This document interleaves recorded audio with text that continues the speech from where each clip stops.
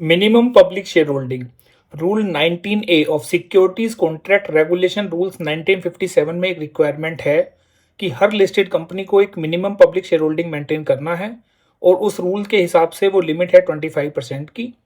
Regulation जो 38 है SEBI LODR का, वो भी इस रूल को कनेक्ट करता है कि हर लिस्टेड कंपनी को उस लिमिट को जो कि उस रूल 19A में दी गई है उसको मेंटेन करना है।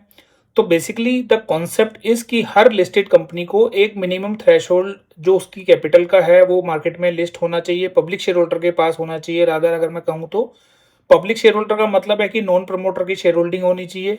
ये एक मिनिमम लिमिट इसलिए दी गई है कि ऐसा ना हो कि बहुत मेजर चंक से 90% या 95% केवल प्रमोटर के ही पास है और पब्लिक में बहुत कम शेयर हैं, जिससे उस शेयर की लिक्विडिटी पे भी फर्क पड़ेगा। तो ये इस रेगुलेशन का या इस रूल का कहें कि ऑब्जेक्टिव है। अब इसमें एक कैच यह है कि कुछ कंपनियों को सरकार एग्जेम्पशन दे सकती है, खासकर गवर्नमेंट कंपनीज को। या अभी मार्च 2026 में एक अमेंडमेंट किया गया था रूल 19 में, rule 19 of securities contract regulation rules में मार्च 2026 में एक अमेंडमेंट किया गया था, जिसमें बड़ी कंपनियों को थ्रेशोल्ड बेस लिस्टिंग की परमिशन दी गई है। उसका कॉन्सेप्ट ये है कि माना किसी कंपनी का post issue market capitalization suppose 5 lakh crore बैठता है और हमने जैसा भी जाना कि 25% की लिमिट है कि उतना उसको कम से कम पब्लिक शेयर होल्डिंग होना चाहिए। तो उसका मतलब उसका जो आईपीओ का साइज होगा वो 1 लाख करोड़ से भी ज़्यादा का होगा। तो मार्केट में उतने बड़े आईपीओ को लेने के लिए एक एपेटाइट भी होना चाहिए।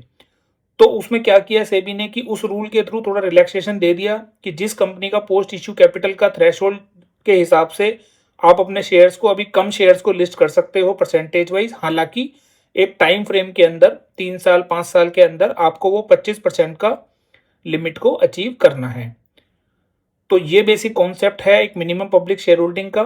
अब इसमें क्या हुआ कि रिसेंटली हमें पता है कि जियोपॉलिटिकल जो सिचुएशन है बहुत ज़्यादा कंड्यूसिव नहीं है स्टॉक मार्केट के लिए। काफ़ी कंपनीज के जो शेयर प्राइसेस हैं काफ़ी गिर गए थे।